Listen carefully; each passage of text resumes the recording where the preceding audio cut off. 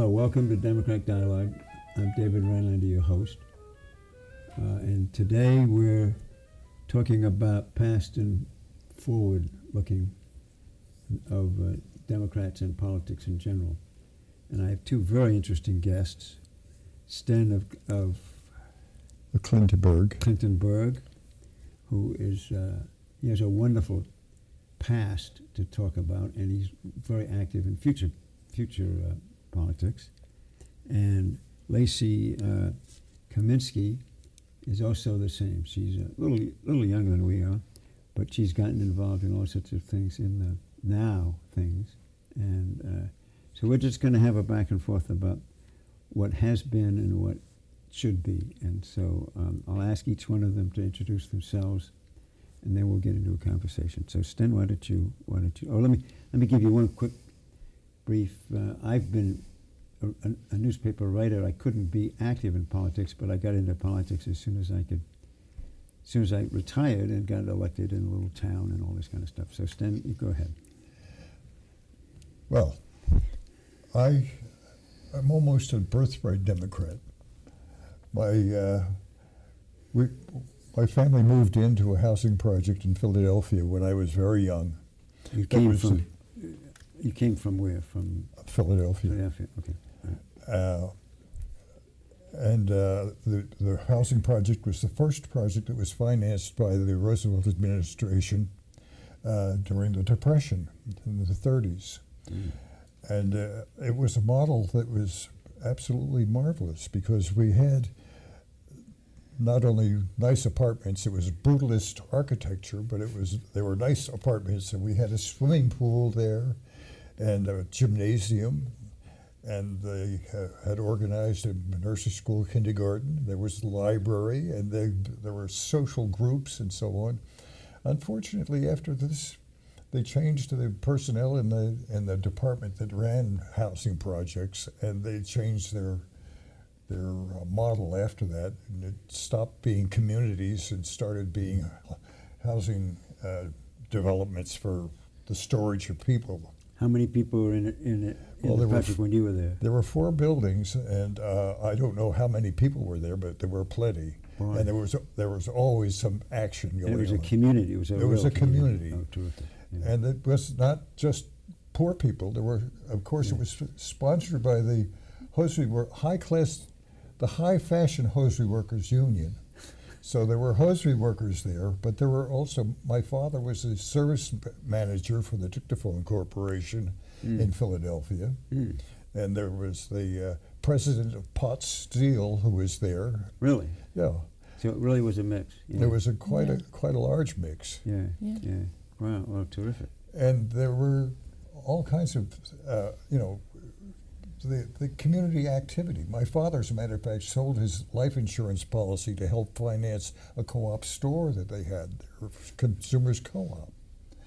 As a matter of fact, it's the first time I ever saw a $100 bill. Well, that's terrific. All right, so we'll talk in a few minutes. Mm-hmm. Lacey, how about your?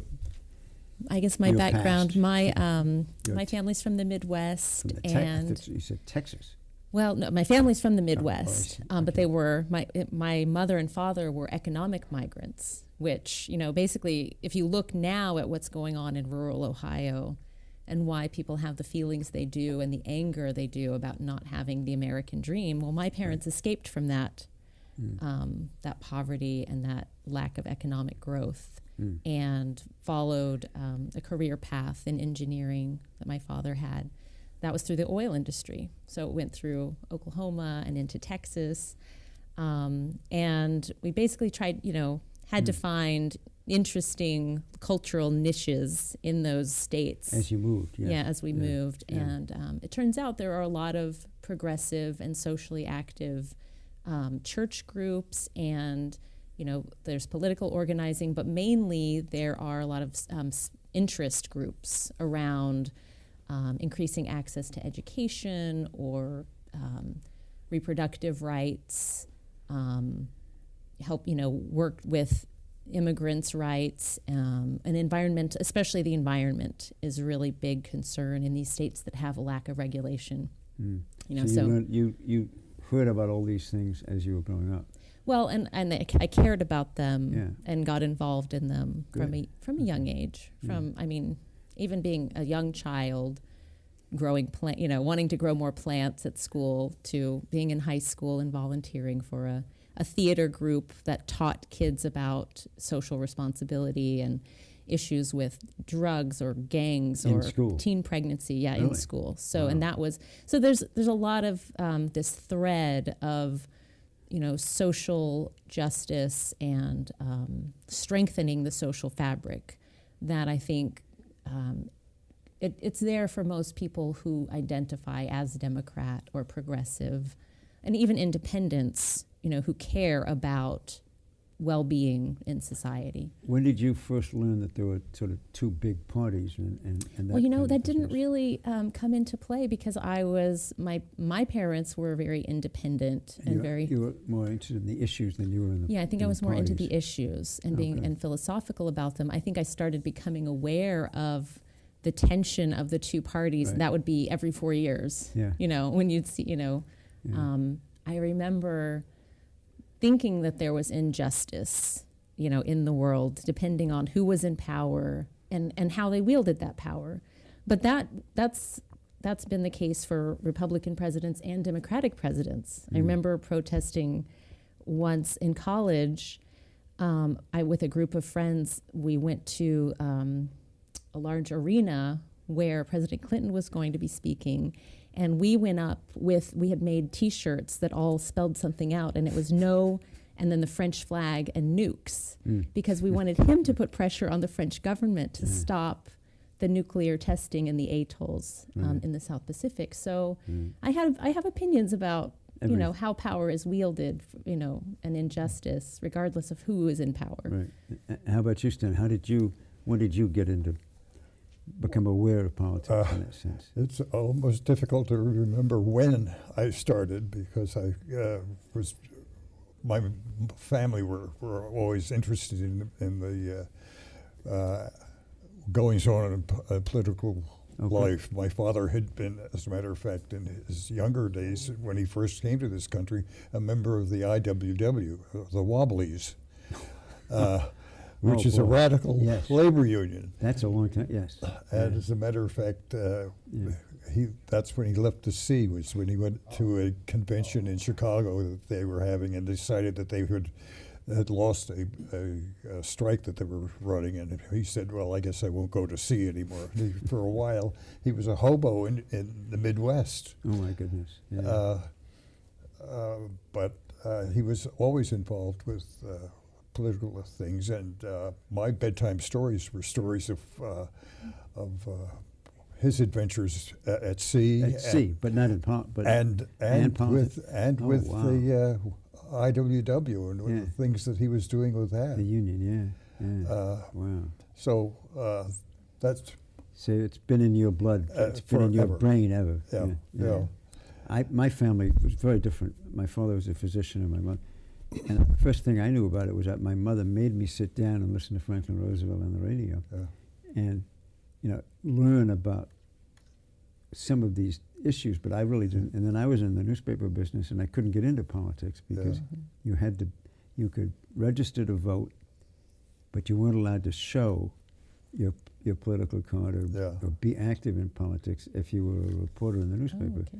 And then as soon as I retired, I said, "Wow!" and I got involved in all sorts of stuff. But yeah, I mean, it's fascinating when you guys were much more active at a younger age than I was. But I certainly was influenced by politics, and I spent a lot of my career. I was a medical writer, but I always was sent when I didn't have something to do that was technical. I was sent to write politics, and I loved it. I lived very close to the Capitol in Hartford, so I knew all the politicians in Hartford. Yeah. And I sort of tried to push and pull and all that kind of stuff behind the scenes. But so where do you think this country has been in these past decades? Do you think we were in pretty good shape and now we've sort of fallen in a trough? And the next question is then where are we going and how are you helping us go in the right direction? Well, from where I stand, having had the wobbly background, the Democrats are sort of the least troublesome with me. Sometimes we get people that I'm not too enthusiastic about, Right. but mostly. You can accept almost anybody. Yeah. Yeah.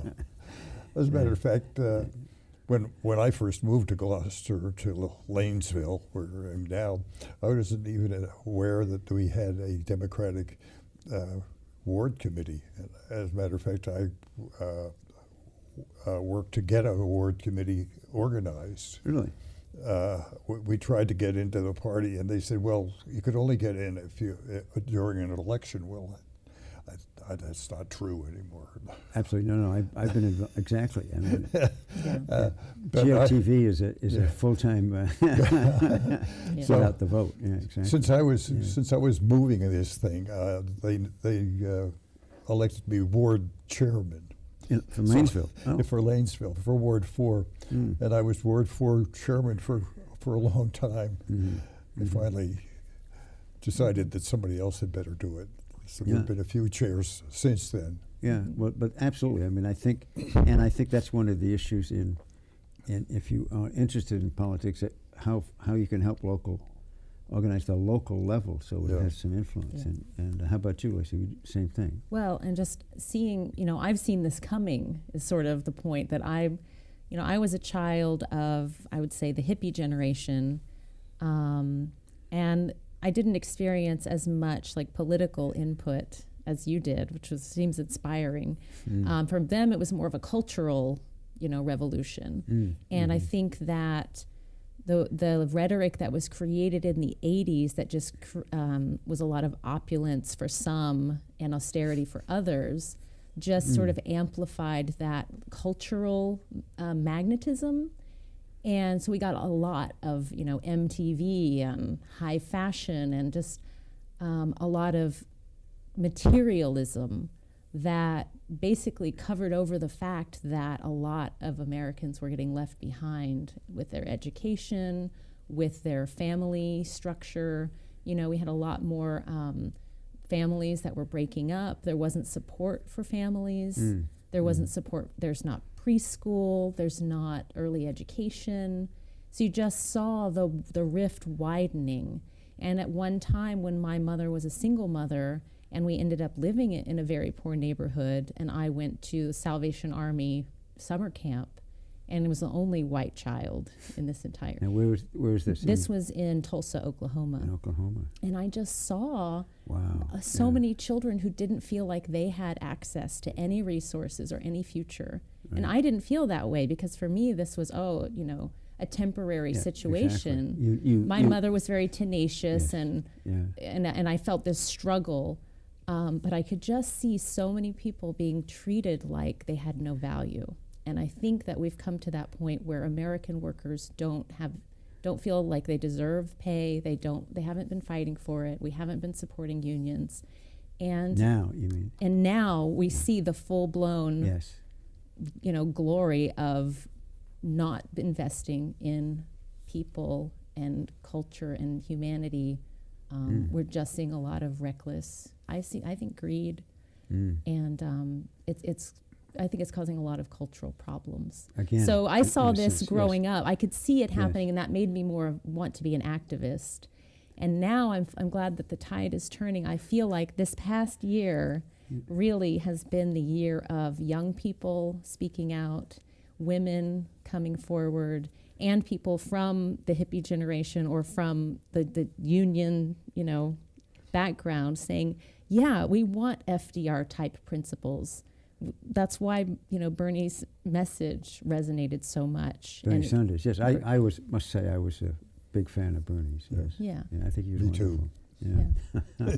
Well, and I think he's a great spokesperson for the values that we want to represent. Exactly. If the Democratic Party is going to be the party of the people, they're going to have to start teasing out what these priorities are and putting them front and center and fighting for them. But one of the things that I've just sort of been almost shocked by was the difference between New England Democrats and Midwestern Democrats and some of the Pacific Coast Democrats.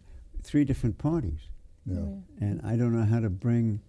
I'm not sure what, in that sense, what a Democrat is. Is there a national Democratic Party? And I was quite surprised as I watched all this election going on and talked to people since to find out how different they really were. New England really was in a camp of its own. I Yeah. mean, at one point I remember when there were Democrats and Dixiecrats, and we considered Dixiecrats to be, totally separate party, and they were to an extent. Yeah. But I was surprised and very disappointed in this last election, the gap between the difference between the Democratic gatherings and people across this country. And I just hope that we can come back together as a national party Yeah. and get somewhere. And I don't know, do you think that's, did you guys feel that way? It has to happen, truly. There can be minor differences, but the split between the Sanders and the Clinton factions is really quite severe, and I don't know how we get together except just keep preaching and hoping that. Do you have a feeling that somebody in the Midwest who says I'm a Democrat is truly a Democrat from our point of view, or is it a sort of Well, it's been a while since I was out there? Out there. As a matter of fact, I spent some time out there, but the Democratic Party wasn't quite so divided Yes. when I was out there. Exactly. Well, I would make a point that, as you mentioned, the Dixiecrats and them being a totally separate party, and maybe most of them maybe now identify as Republicans. Exactly. And I think what we're seeing is that for too long, many, Democrats with the big D thought that it was working with Republicans was the best way to find a middle ground.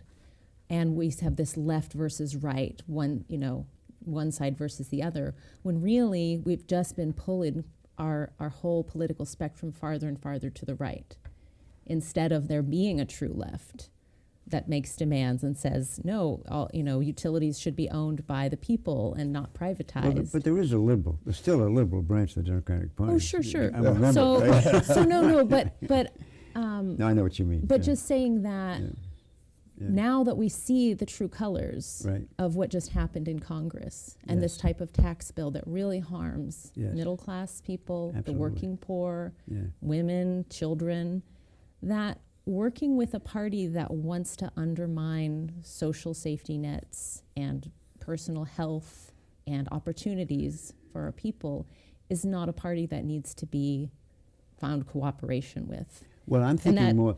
I agree, but I'm thinking. I think Moulton has said he's got to do. He's looking in Washington for Republicans who will work, with us in that sense. Sure, but if you see what the public opinion is, more people support the policies that are presented by people like Sanders or progressives. Yes. The Democratic Party needs to Right. We have reach to, out we have to the move. left That's and right. say, this is our base, That's right. not a larger number of wealthy donors I that are agree. somewhat in the middle. Now, how are we going to do that? Well, it's already happening, I and you think- see it in these local elections Exactly. in I think small the worse, states. In small the states, more but Trump stays out there, sort of. I think he's going to be the I think best he's thing recruiting Democrats. Democrats. Exactly. Yes. Yeah. Right. Yeah. right. Yeah. But I really do. But Yeah. So I think that's what we're seeing is it's coming. The tide is turning. People have been complacent for too long, and now they're going to start getting involved and running for local office and winning. But they're going to have new ideas, and that's what the Democratic Party is going to have to listen to those ideas and make room for them. Just like when someone has been the chair of a ward for a very long time, Right. they say it's time for other people. But now you've been doing some of that, for instance, with women issues. Let's talk about that. a Oh little yeah, bit. well, as you can see, I'm wearing my Yes. proud pussy hat Right. from the Women's March, Right. and that was really, a symbolic moment. Mhm. But you see through groups that I'm involved with locally, the Cape Ann Local Action, Women's Equality Cape Ann, and Indivisible Essex County Number 6. We are comprised of a majority of women of all ages. But we're meeting with our elected, representatives. We're presenting our concerns. We're asking where they stand.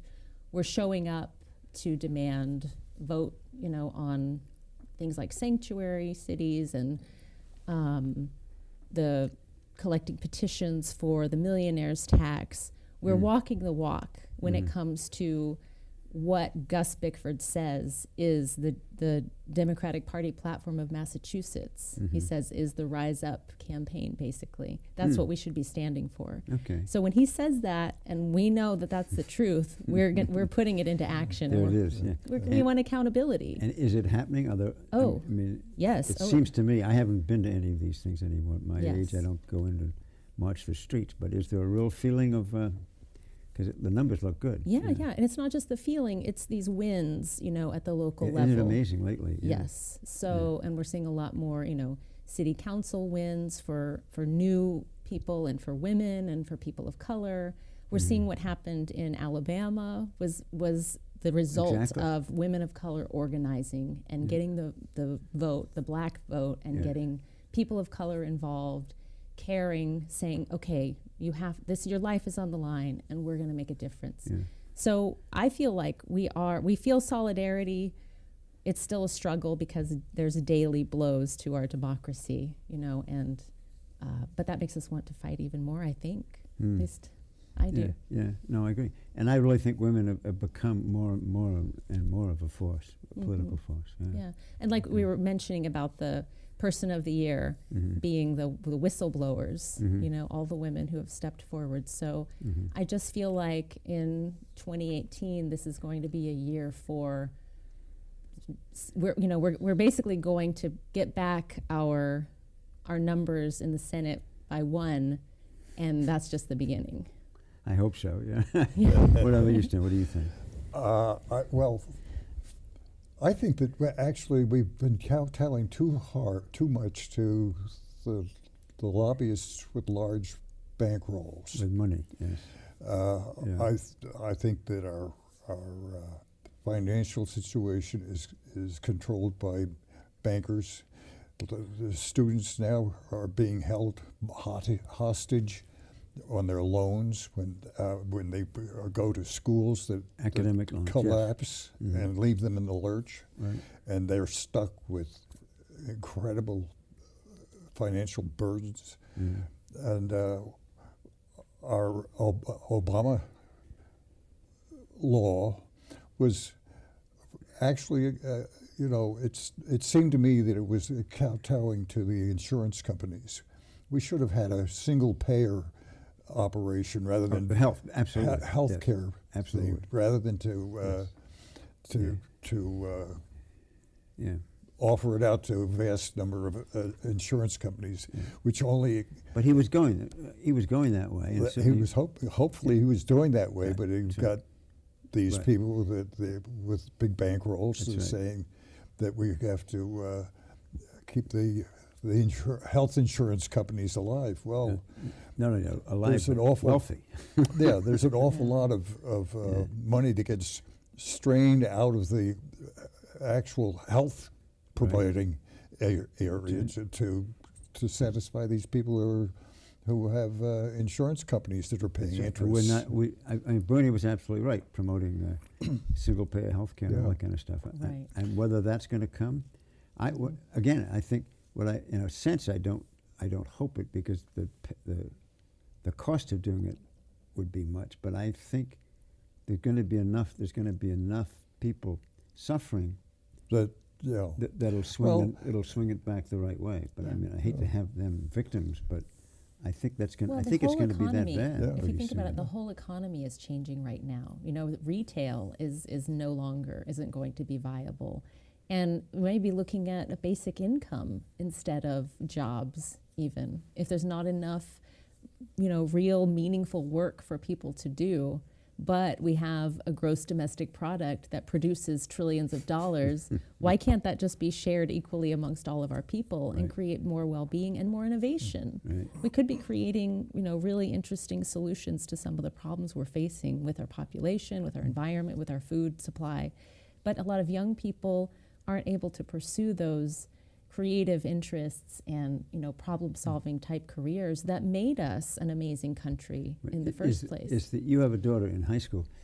Is the education going on in high school pointing to some of these things? I mean, are they being helped to look and think about them? Well, what's really amazing is I can say I'm really proud of the Gloucester Public Schools. Good. I feel it's, from what I know, I hear it's very good. Yeah. Because they are thinking forward, and I just met with the vocational vice principal, and she's thinking of not what's going to be available, you know, not what's important this year, but what's important in 10 years. Oh, so good. they're putting in a tinker lab, they're putting in like fabrication machines and letting the kids have access to learning CAD and all sorts of. What's a tinker lab? Oh, well, it's basically My hands-on. age, I'm It's sorry, learning but- how to use machines, learning how to solve problems, to make something, and to learn the art of failure with, you know, with some grace, which I think is an important skill for Well, kids. listen, this has been, I think it's been a wonderful conversation. We've got to wrap it up. You think there is a good future? I think so. I think that the educators who are in it for the right reasons are really pushing for the rights of the kids they're teaching. They've got a good supportive environment. They're understanding children's mental health. So the schools are pushing. They the really young are. At least people here in to that. Massachusetts. Yes. They really seem to Yeah. want to help and work with families. And Stan, do you get the same feeling? I have the same, Cal. Yeah. Oh. Yeah. Well.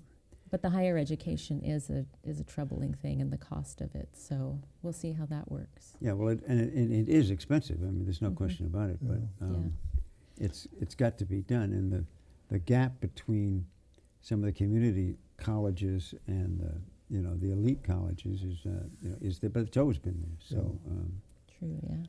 I don't know. So are you optimistic? Or? Well, you know, in the country that my father came from, Sweden, you can go to college without having to pay Free. anything. Yes. You can go to the doctor without having to pay anything. Right. Yeah. And of course, you It's pay a higher tax rate, but those who earn a certain amount pay more in taxes. And really, we've got to look at the ethics of how much money can be accumulated by a single person. You know, is $100 million enough per year?